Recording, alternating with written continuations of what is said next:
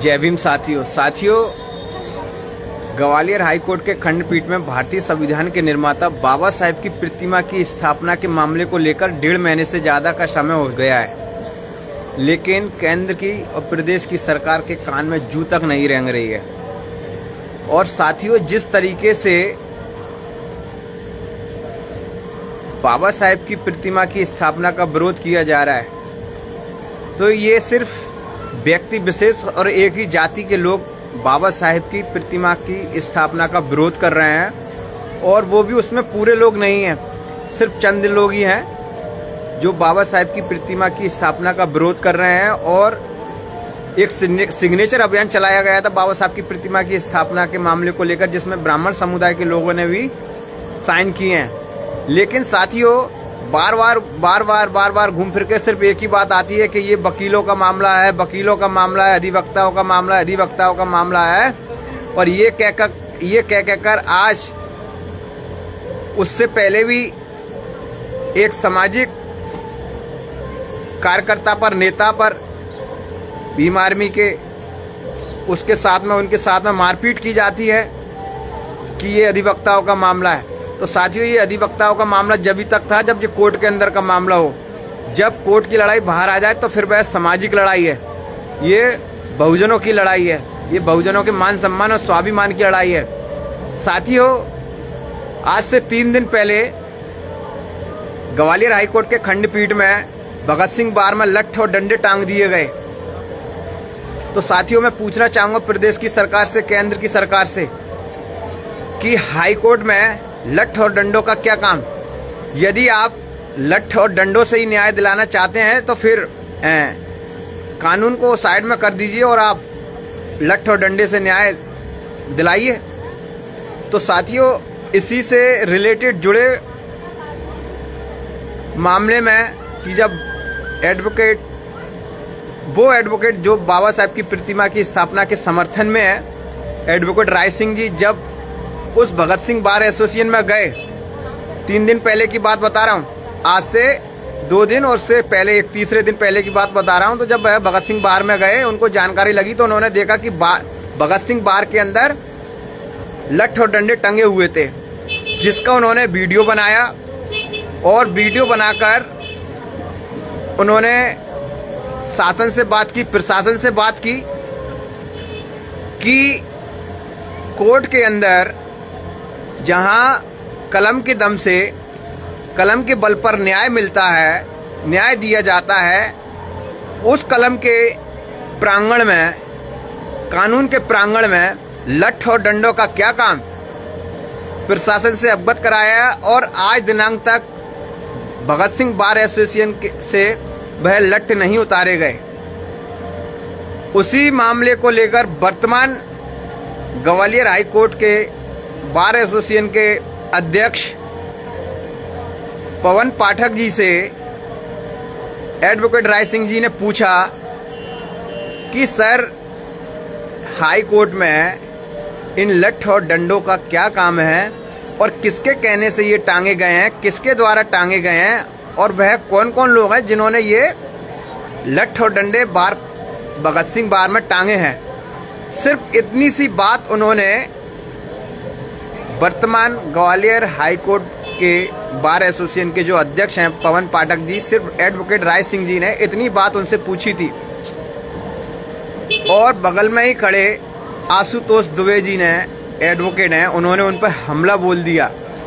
और ये जो बात मैं बोल रहा हूँ, ये राय सिंह जी का बयान है कि मैंने पवन पाठक जी से, वर्तमान समय के जो बार एसोसिएशन के अध्यक्ष हैं, उनसे पूछा कि सर, भगत सिंह बार में जो लठ और डंडे टांगे गए हैं वह किसके निर्देश अनुसार टांगे गए हैं?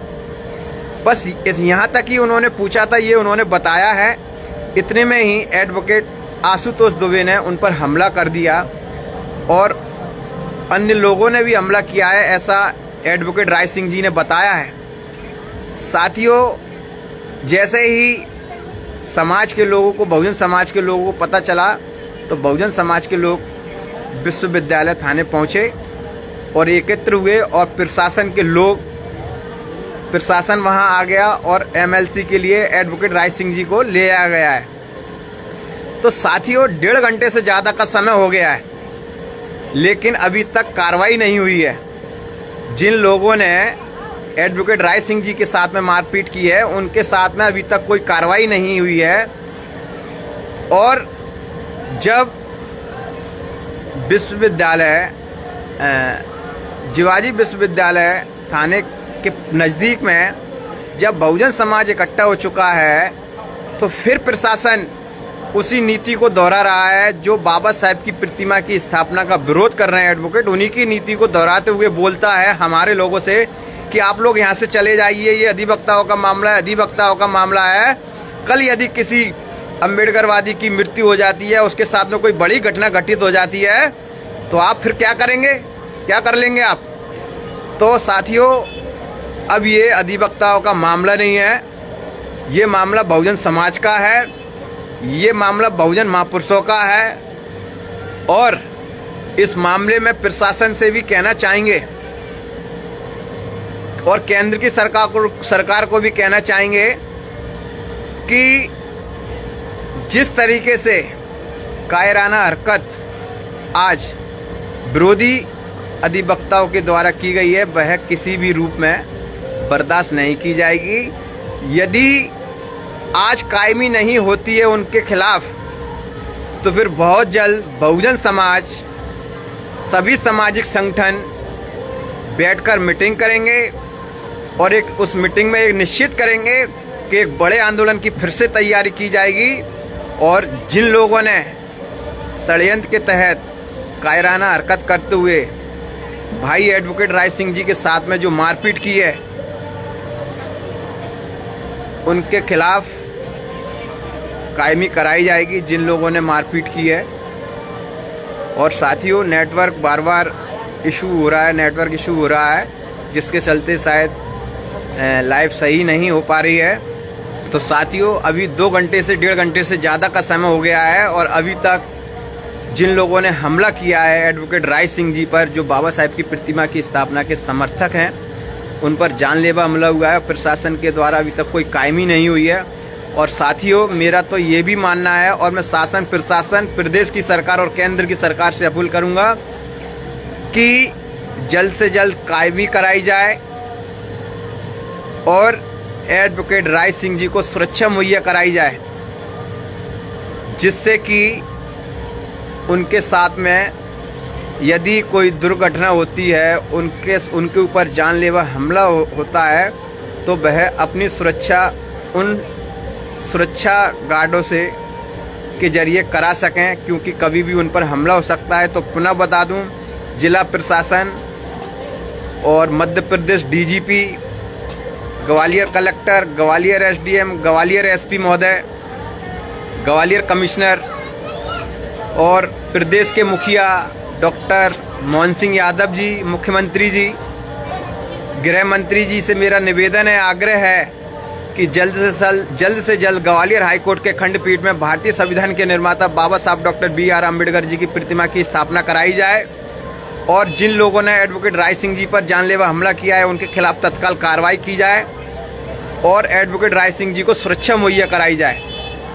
और यदि ये हमारी 3 मांगें नहीं होती हैं पूरी, हमारी इन बात को नहीं मानती है सरकार, तो फिर से हम ग्वालियर शहर में एक बड़े आंदोलन की ओर रुख करेंगे और सरकार को अवगत कराएंगे। सरकार को फिर से एक बड़े आंदोलन के माध्यम से सरकार को जगाने का काम करेंगे। तो सभी साथी इस मामले से जुड़ी हर खबर के लिए, जानकारी के लिए हमारे फेसबुक पेज को फॉलो करें और इस वीडियो को ज़्यादा से ज़्यादा शेयर करें। जय भीम।